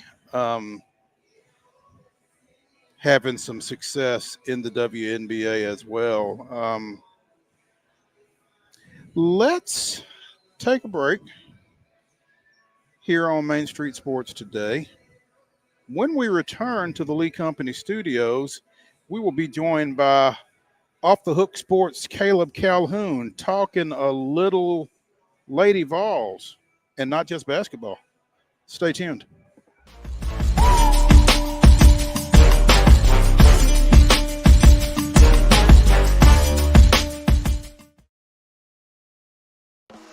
Bluegrass Auction Associates is hosting another estate auction in White House, Tennessee on Saturday, July 20th at 10 a.m. Join Bluegrass as they sell the Judy Matthews Honeycutt Estate, conveniently located in the scenic Orchard Park subdivision. This beautiful estate includes both real estate and personal property, so everything must go. Everything will be sold on-site and in person, and a 10% buyer's premium is added to the final bid. So bid with confidence with Bluegrass Auction Associates, committed to excellence. With Lee Company technology, the best handymen are hands-off. Lee Company techs have been using visual findings and other smart technology tools for years to add transparency and virtually take customers along. You see what we see, whether we're in a crawl space or on a roof. With Lee Company, technology helps us help you, no matter what's happening in the world or at your house. Piggly Wiggly, located in Neely's Mill Shopping Center, is Columbia's locally owned and operated Cost Plus 10 grocery store dedicated to serving the community with low prices and smiling faces. Piggly Wiggly offers fresh, hand-cut meats daily, as well as daily hot plate lunches from their deli counter. You're certain to see smiling faces and a helping hand when you're here at Piggly Wiggly. Come by and check out our fresh produce, high-quality meats, and more. Down home, down the street, we'll see you at the Pig. Whether you're an athlete or a weekend warrior, When it comes to your performance, don't settle for anything less than excellence. We're proud to announce that Mid-Tennessee Bone and Joint Clinic is now Tennessee Orthopedic Alliance of Columbia, where we are redefining sports medicine and orthopedics. Tennessee Orthopedic Alliance's team of expert sports medicine physicians understands the unique demands of your body.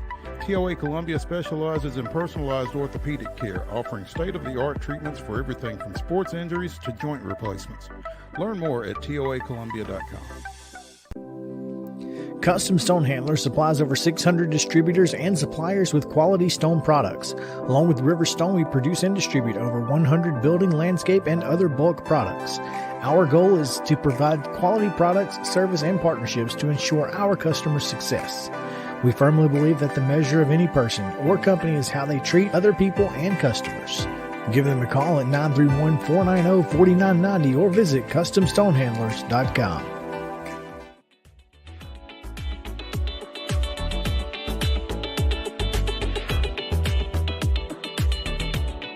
Continues here on Main Street Sports Today, presented by the Tennessee Orthopedic Alliance of Columbia.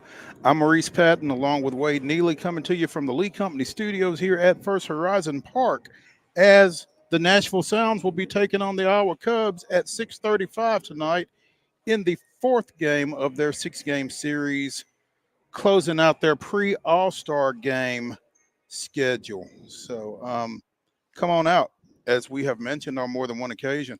Feels really nice out here, and I would imagine it's only going to get nicer as it gets later. So might be a great night for a ball game.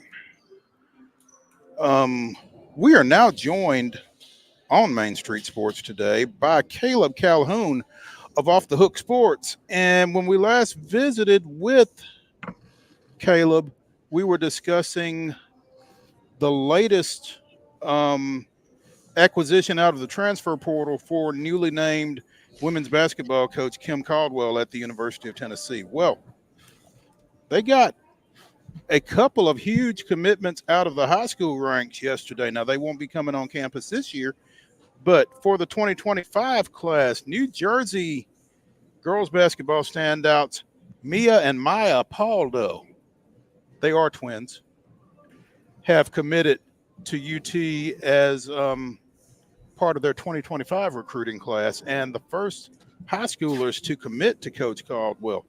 Caleb, good afternoon, first of all. Good afternoon. How are you guys doing today? We're doing well, man. It's amazingly nice out here for July 12th, so we're really enjoying the weather and the surroundings here at First Horizon Park. But, tell me, what is the significance of this recruiting development for Coach Caldwell and the Lady Vols? The Paldo twins, I would argue, are her biggest get to this point beyond any of the transfers she has picked up. Now, this complements things for, like you said, 2025, 2026. I still have no idea what to expect with the 2024-25 team because it's all athletes and no shooting at this point. But Maya and Mia Paldo are, based on their stats on Max Preps, are both 5'5" point guards, and they are sharpshooters. They are shooting 38% and 57% from three, respectively. Yeah, no, I didn't make that up. Mia Paldo for the year has made 92 threes over, I believe, just 159 attempts, which is an incredible stat. And so Kim Caldwell's system has always been dependent on three things. Well, at the lower level, it's really just been dependent on players being able to shoot threes. She can turn up the tempo. She can make things fast-paced, and then the three-point shooting is how she wins. At the SEC level, what she obviously needed was she needed size and athleticism to go with that. Well, then she went and in the transfer portal has gone for all size and athleticism, most notably Alyssa Latham and Lazaria Spearman, but not a lot of shooters.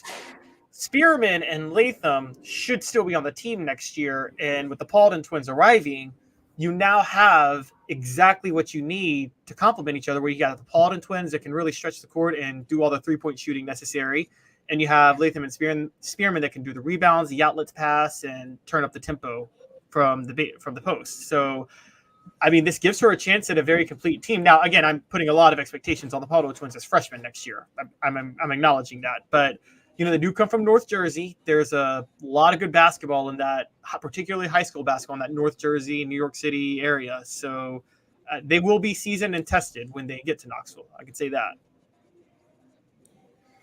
Maya Pauldhull averaged 15.4 points, 5.9 rebounds, 5.4 assists, and 3.6 steals. Mia Pauldhull averaged 19.9 points with 5.9 assists as juniors. So they bring firepower from the high school level. Obviously, how that transitions will remain to be seen. But they've certainly proven on the high school level that they can be quite potent, and they are not easing into the situation at the University of Tennessee. We know we're the best backcourt duo out here.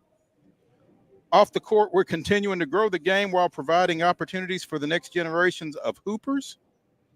And just like some of the GOATs before us, we're game changers, and that's why we're committed to Tennessee, home of the Lady Vols. Tennessee is the home of legends. There's no better place to call home and continue our journey. So here's to the next chapter. It's time to bring a natty back to Vol Nation. Announcing their presence with authority are the Pauldhull Twins, the first set of twins ever to sign with UT, by the way. That's interesting. Yes. I mean, the bravado is certainly there. It is.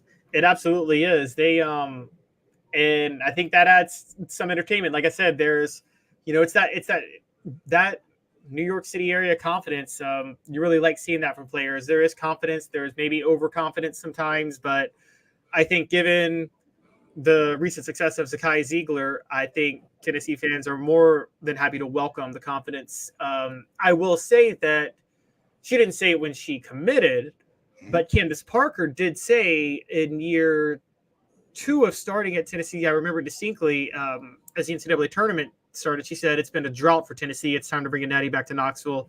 At the time of the drought, they hadn't won a title since 98, and this was 2007. So this isn't the first time that there's been some bravado for some college athletes. And what's really in Knoxville, that is, and what really stands out is, I think both of them, the Pauldhull twins together, but particularly Mia Pauldhull, when you look at the history of the Lady Vols and the eras that surround a player that was their superstar at the time. You talk Bridget Gordon, you talk Shamika Holdsclaw, you talk Candace Parker, and obviously Tamika Catchings was with Shamika Holdsclaw. They're always typically wings to bigs. There has never really been a transcendent Tennessee star that was a point guard in those times. And I think that's what really is kind of, not that there haven't been great point guards at Tennessee. I mean, Holly Walker was a great guard, but I'm talking transcendent on that level. I think that's the expectation the Pauldhull twins are putting on themselves, to be that for Tennessee, to be in that stratosphere, but to be it as a point guard, not as a forward/center.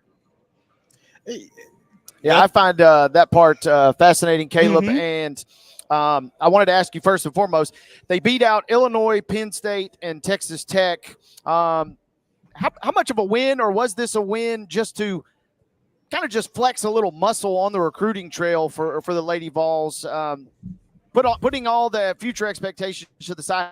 Was it for Coach Caldwell just to step in and say, all right, just to maybe just get a couple nice recruits, beat out a couple decent schools, just to kind of set the tone, maybe, if you will, on the recruiting trail? Yeah, it was big.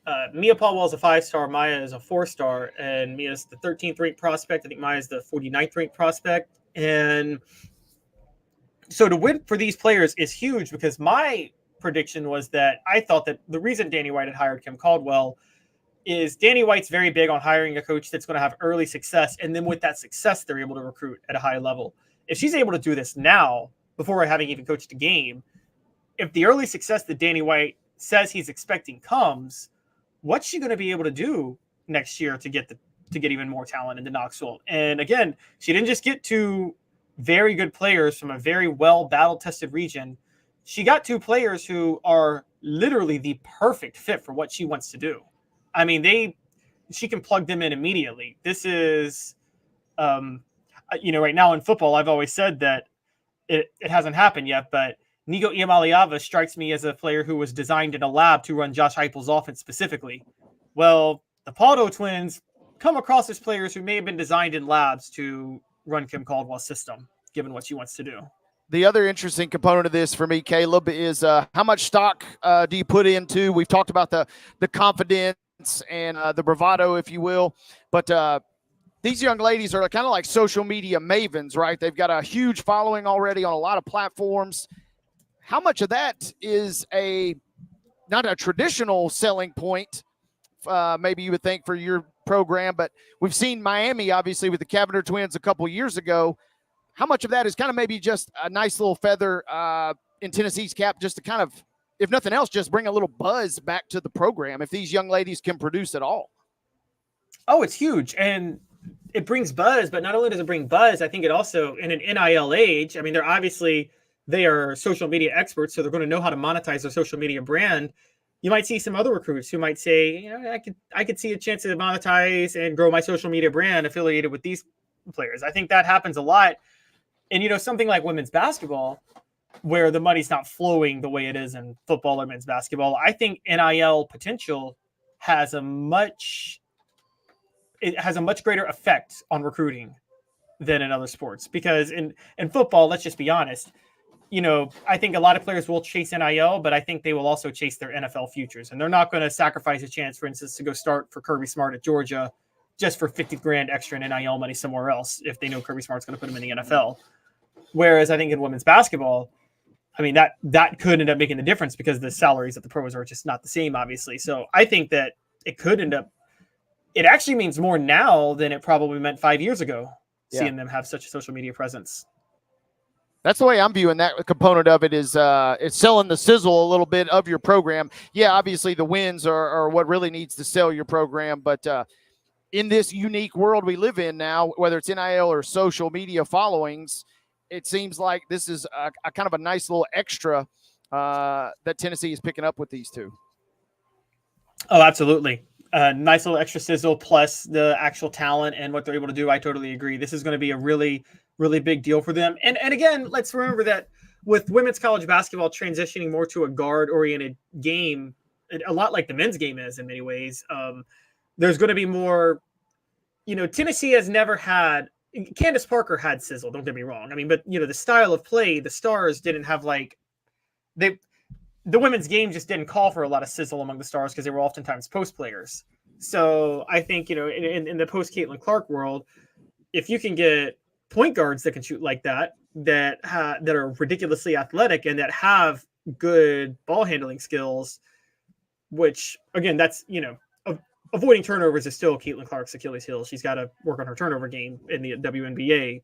But if you get point guards that can avoid that, that could be the next step and the next evolution in the women's game that will make everybody want to come back and watch the Lady Vols. And so I think these are, again, I think the Baldo twins are amazingly huge recruits. And also just the story of them being identical twins. That alone is going to be a story in Knoxville to a certain degree. Without question, and how you tell them apart, I guess. Caleb Calhoun of Off the Hook Sports joining us here on Main Street Sports today, presented by the Tennessee Orthopedic Alliance of Columbia. When you talk, Caleb, about Mia and Maya both being point guards, the practical me thinks, there's only room for one point guard on the floor at a time.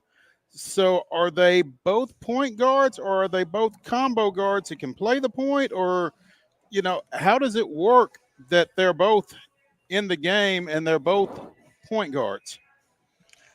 I think in this day and age when point guards can score at a certain level, I think they're both can be combo guards that can play the point. I mean, look at you brought up their stats earlier. They're averaging 19 and 15 points a game. They're both elite shooters from outside.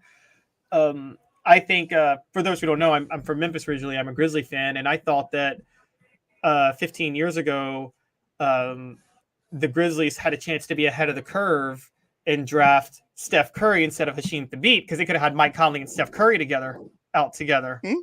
Womp womp. Yep. I'm still having pain from that. But I know that Lionel Hollins, the Grizzlies coach at the time, wanted to draft Steph Curry and was wanting to run Conley and Curry together. And so I think that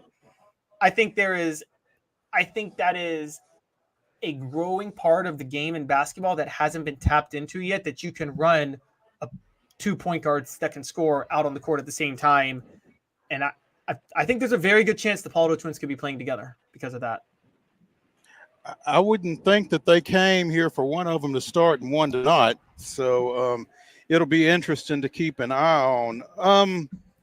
Had a softball development yesterday, Caleb, from right here in our backyard, as former Independence third baseman Ryan Brown announced that she would be leaving Texas and coming to Rocky Top, or as some have referred to it, the real UT.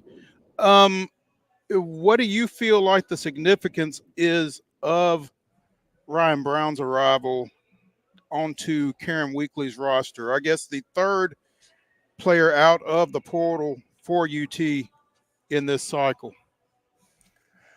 Yeah, Karen Weekly, it's striking me because you're right. She's added 3 players in the portal. The softball team was the number 3 overall seed and got bounced in the Super Regionals, didn't make it to the Women's College World Series.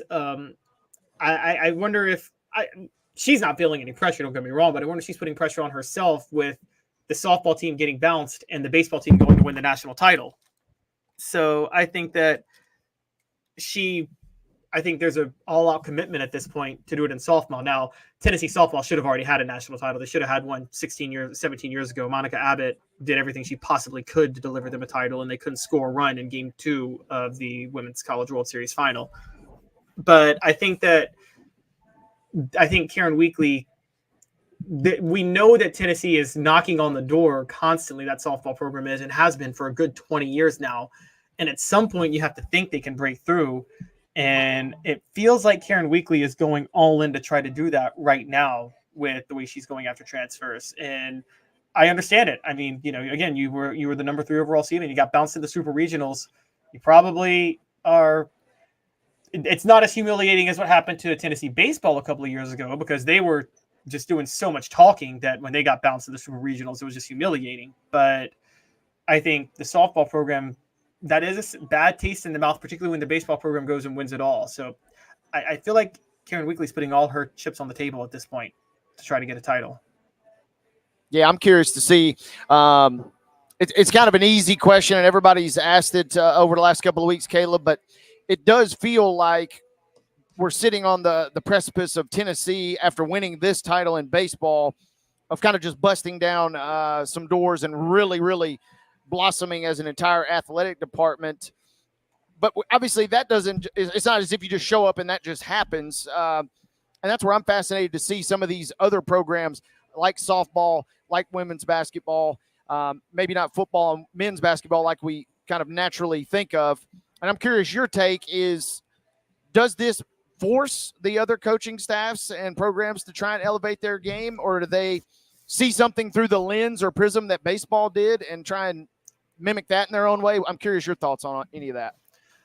I think for softball and women's basketball, there's pressure because traditionally on Rocky Top, softball has always been, until Tony Vitello, softball was the better program than the baseball program. They always were the superior program. And I mean, we don't even have to break down how women's basketball traditionally was far superior to men's basketball in Tennessee. And I think that because of that, there was a bit of pressure that, if you're on campus, you probably feel, if you're the athletic director, you probably feel to say, I can't afford to have these programs fall behind. I mean, Tennessee was, again, history lesson here for a lot of people who may not know.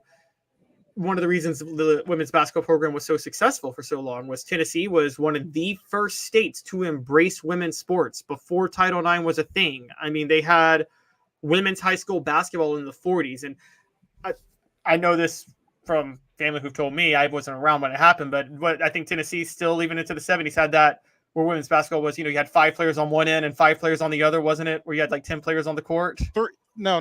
It was 3 and 3. It was 6 on 6. you had 3 offensive players, 3 defensive players at each end of the floor, and that was the format until the 1979-1980 season. And our favorite coach, Pat Summitt, had a lot to do with that, because at one point she went to the TSSAA and told them, until you guys go full court, I'm not signing anybody from Tennessee. Wow, I did not know that story. Interesting. So yeah, actually the format changed between my freshman year and my sophomore year in high school. That's how I remember. So, Pat Summitt, a pioneer in more ways than one. Obviously. Absolutely. Yeah. No shock.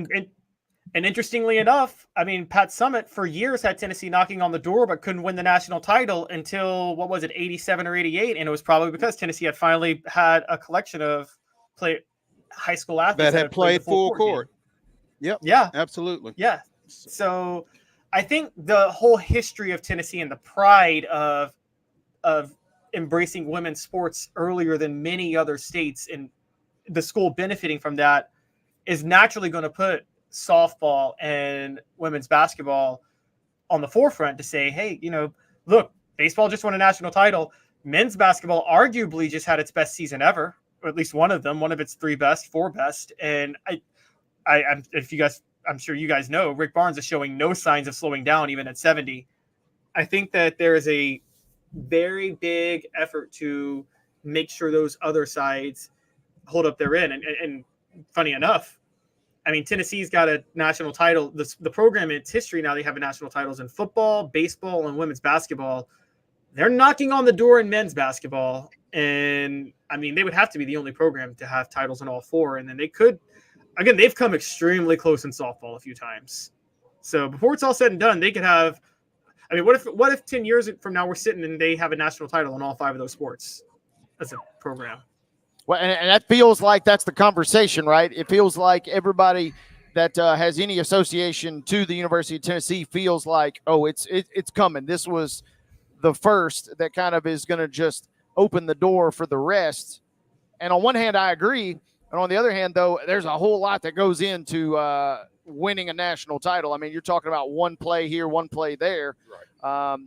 So that's where I will be extremely fascinated to see, because even though they haven't produced titles, kind of to your point, especially with men's basketball, Tennessee has produced some really, really strong teams, but just has not maybe got that extra bounce to go their way. Otherwise, we would already be talking about national championships, perhaps, in those sports. Oh, yeah. Getting that, being a good program involves putting yourself in position to be a national title contender every year. Then there's just the luck factor of actually being able to get over the hump. I mean, I always joke with football. There's Bo Schembechler and there's Ed Orgeron. Ed Orgeron has a national title. Bo Schembechler never won one. I don't think anybody in the world thinks that Ed Orgeron was a better coach than Bo Schembechler. So I never thought about it that way, and I feel quite certain that my partner, a huge Wolverines fan, never thought about it that way. I'm conflicted, man. I'm conflicted because I see what you're saying, but they say it don't mean a thing unless you got that bling. So I mean, that's tough, right? And that's the world that we live in, right? Is programs are judged fairly or unfairly by these kind of microscopic differences in high pressure situations down the stretch. And I kind of, to my point with that was, like I said, with Tennessee, you catch a bad draw in men's basketball, or you get a bounce, or you lose a close game, and it's like everybody just immediately forgets that was one of the 2 or 3 best teams in the history of the program. And if you go out and you get an out or 2 in a key college baseball game, and now you win the national championship, you sit back and you say, well, it doesn't matter. We won the national championship, and you're remembered forever, right? It's why we love sports, right? Because it's so it's kind of a moving target at times. It is. I mean, and legacies are dictated by that moving target and by that level of luck. And so I try my best to not play that card as much, but I understand it. And you're right. Tennessee has had this situation where they've been knocking on the door.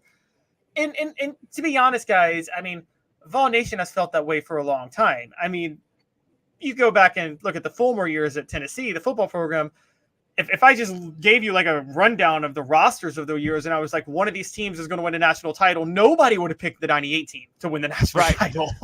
No. Yeah. Exactly. And so it's just so much about how things bounce in a certain way. And I mean, I even say people in Knoxville do not like me saying this, but what happens if Tennessee's playing Kansas State in the national title game in 98 and not Florida State? Because Kansas State, although Tennessee had more talent, were they prepared for the type of offense that Bill Snyder was running at Kansas State during that time? No, they were not, because Tennessee has never stopped a running quarterback.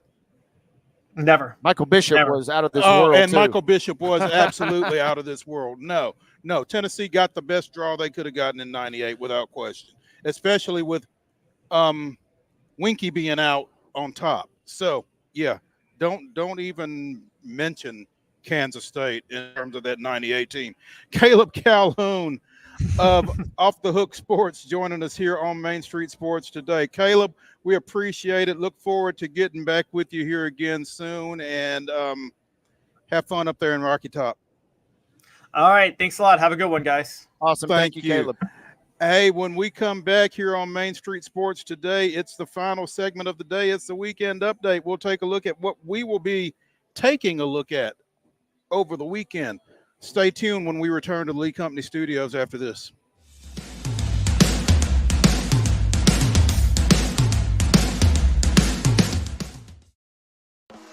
Bluegrass Auction Associates is hosting another estate auction in White House, Tennessee on Saturday, July 20th at 10 a.m. Join Bluegrass as they sell the Judy Matthews Honeycutt Estate, conveniently located in the scenic Orchard Park subdivision. This beautiful estate includes both real estate and personal property, so everything must go.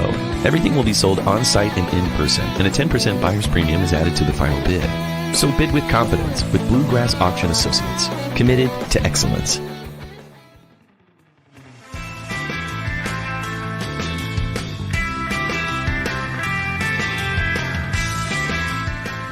It is the weekend update edition of Main Street Sports Today, presented by the Tennessee Orthopedic Alliance of Columbia. And it's a weekend update. Again, the Nashville Cats will be playing tomorrow out in Billings for a berth in Arena Bowl 33, taking on the Outlaws. And they're kind of returning to the scene of the crime to some extent, because their final game of the regular season before like a 3-week layoff was a last-second 57-54 win over the Outlaws in the debut of Randy Hippard as their quarterback. The quarterback that Dean Kikino said that they had been trying to land all season. They finally got him, and they got him for all of one regular season game. So fortunately, they won that one. I'm not sure they would have made the playoffs had they not won that game. Yeah, if I remember correctly, they were battling, and they were right on the cusp. And that was Billings might have been undefeated, or they were. Yeah, they were undefeated going into that game. So big signing, big win, and to catch up with Dean earlier this week, I was cracking up just visualizing.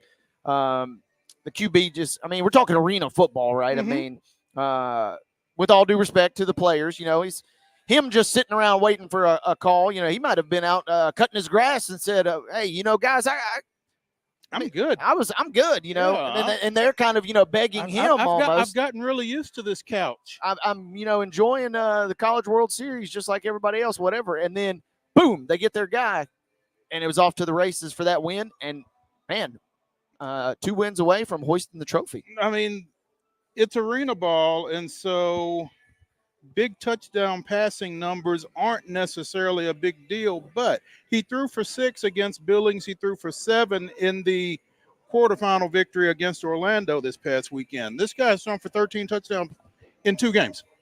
Yeah, I mean, we didn't ask Dean this, but the way he was kind of selling me and just looking through the stats, I mean, he kind of seems like if you go out and sign like prime Peyton Manning is what it felt like when he was kind of selling us on the level of play that he's brought to the table. And the thing that really was fascinating to me is he walked right in the huddle, and everybody's like, okay, we know who this is. We know what he's about, and we got to step our game up because we know he's going to be able to deliver. And they did that with that win, those 2 wins. And now let's see if they can do it again on the road tomorrow night. Yeah, I think there was some street cred to Randy Hippard, like you said, as soon as he walked in, and everybody's like, let's get behind this guy. If we do what we're supposed to do, we'll be fine because he's going to do what he's supposed to do. Yep, and we hear about it all the time too in the NFL, especially. You sign one guy, and you may not you think a wide receiver obviously is the direct connection with the quarterback, but the little things that these guys do make other people's jobs easier, and then as a result, that just brings everybody up a notch. So a big pickup, and I'll be keeping tabs on online to see if the Cats can get a crack and get a win and get a crack at the Arena Bowl next week or 2 weeks. You mentioned, well, when we talked to Dean again, one of the things that he mentioned is in Arena Ball in particular, the ball's got to come out quick. And so this guy knows he's got to get the ball out. That means the line knows, we don't have to hold guys for too long. Different things like that are going to make everybody better. And, when you've got somebody back there that really knows how to run the offense and do what they're supposed to do, makes things easier for everybody. So, again, the Cats at Billings, that is, 8 o'clock Mountain Time? So that makes it 9 o'clock here? Yeah, that's borderline Braves start time territory right there. You got to stay up a little bit later for that one. Just when we thought we were going to get some sleep tomorrow night. Yeah. What else do we have this weekend? We've got soccer. Well, first we've got tennis this weekend. The women's singles finals at Wimbledon will be tomorrow. And I guess men's semis were today, and the finals will be on Sunday. Yeah, this will be I'm trying to see if I can get a final score here from the men's singles. Up the draw? Yeah, there we go. Alcaraz, the young Spaniard, will be in the final. He's going to be taking on Djokovic in the championship. So this will be a big-time championship between the number 2 and number 3 players in the world, respectively. That'll be coming your way on Sunday. And Bill Riddle told us yesterday, UT Southern tennis coach Bill Riddle, he said the men's side especially, but the women's is pretty strong as well. But the men's side is really as diverse as it's ever been in terms of guys. If you put them 2 or 3 years ago, the way they're playing right now, they probably would be good enough to be the number 1 in the world. But just the way that the talent is dispersed, they're either 4th, 5th, etc. And I say all that to tell you that the women's championship, which will be tomorrow, features the number 7 and the number 31 player in the world. So 7 and 31. How about some parity there? 7 and 31 world rankings. Who is the 31 player? Looks like we have because that's who I'm rooting for. It looks 31 player looks like Barbara Krejcikova. Sure. Krejcikova, excuse me. There we go. Okay. Barbara Krejcikova versus Jasmine Paolini, 31 versus 7. That comes your way at 8 a.m. tomorrow. That's kind of an appetizer for the big matchup on Sunday. There we go. Also this weekend, NSC trying to snap a slide. They go to DC United for a MLS match. What was the start time on that? 6:30? I think that is correct on Apple. Yeah. So NSC has lost their last 3 now? Yeah, back-to-back losses for sure to Columbus and yes, lost to Miami at home and then lost to Columbus and Portland on the road. And that Portland loss was particularly unimpressive. Yeah, not down 4-0 at the half. Not impressive at all. And I was up here last night, ran into Lucas Panzica, who works for 104.5 The Zone and part of the Nashville broadcast team. And we were kind of groaning and lamenting that, the guys are not playing well. But then we both kind of perked up and we said, man, they should be able to go on the road and beat DC. Yeah, DC's not very good, are they? DC's not great, and Portland is kind of a buzzsaw. It's tough to play out there. and the fans It's are probably electric. tough to play out there because it's tough to get out there. I mean, you make that trip, you're 2 hours off your schedule, and then you got to play a good team on top of it in a hostile environment. And remember that, I mean, that used to be a conference game that Nashville had to make all those trips. So ran into a little bit of a buzzsaw there. Columbus very good at home as well. So yeah, you don't want to lose. You definitely would have preferred a point at a minimum from either one of those. But if you go up to D.C. and lay an egg tomorrow, that will really kind of stink and kind of sour the moods of Nashville, which had a little momentum a couple of weeks ago prior to this. DC United is 15th in the Eastern Conference. Ask me how many teams there are in the Eastern Conference. How many teams are there in the Eastern Conference? 15. Well, New England was 15th when Nashville played them a couple weeks ago at home, and they ended up losing. So they have not exactly taken care of business in that sense. But I feel confident. I think Nashville at least gets a point tomorrow night. I'd love to see a win to kind of get them a little momentum before the managerial shakeup later this month. They are 8th. The Nashville Soccer Club is in the Eastern Conference standings with 26 points. So, you know, as much as we have lamented their performance, they are pretty middle of the road, really. Yeah, and that's where those draws, I mean, on the nights when you're desperate for a point, you'll take a draw. And on the nights when you should easily win, you're frustrated with the draw. But, I mean, a point is a point. And Nashville has done a great job historically in their few seasons in the MLS. They don't lose a ton of games. They may not win a lot, but they don't really lose a lot either. They're kind of the king of the draws in that sense. And those points do at least kind of keep you in the conversation. It prohibits you from really being, you know, up toward the top, but it certainly keeps you also from being down toward the bottom too much. There you go. Again, the Major League Baseball draft begins Sunday night. You will have the first 2 rounds plus some compensatory picks, et cetera, et cetera. Round 3 begins on Monday. I think round 10 begins on Tuesday. They're going to have 6 players in attendance, including Durangelo Cinci from Mississippi State, Braden Montgomery from Texas A&M, Christian Moore from UT.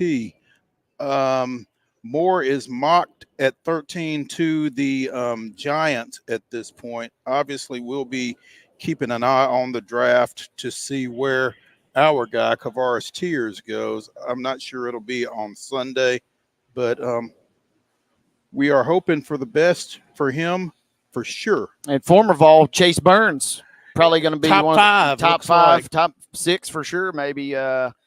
Going to be getting a handsome payday. Some of these guys are coming up. The former station camp standout getting ready to cash in big time. It'll certainly have an SEC flavor to it. Yeah, we're not surprised at this point. Not at all. Kind of like Wes was telling us, Wes Clarke from the Sounds. I mean, that's the big league, right? I mean, it's not minor league baseball, but it's about as close as you can get if you're playing in the SEC. It is, absolutely. So that's what we'll be keeping an eye on. What else you got going on this weekend? You know, I'm just probably going to be keeping tabs on all the sports. I'm debating on coming back out tomorrow night for the Margaritaville hat, you know. The Rick Sweet hat? I won't look as good as Rick Sweet does in his. Of course you won't. Absolutely, not even close. But I will. I certainly wouldn't mind one just to do my best. So that might be on the docket. Other than that, kind of just going to be hanging out and enjoying a little sporting action. How about you? I'm thinking about maybe throwing something on the grill either tonight or tomorrow night. Tomorrow night or Sunday. Probably not tonight. I think I might stick around for the game tonight. Should be a good one, you know. Especially since I paid for parking. Yeah, just get on in, and we're already in the building. We do encourage everybody to come on out because we've had a blast out here today. Absolutely, it's been fantastic. We appreciate the folks here at the Sounds for accommodating us today. That's going to do it for the weekend update here on Main Street Sports today, presented by the Tennessee Orthopedic Alliance of Columbia. We will be back Monday, 2 o'clock. Discussing sports of local, regional, and national importance. So be sure and join us then. Y'all have a great weekend.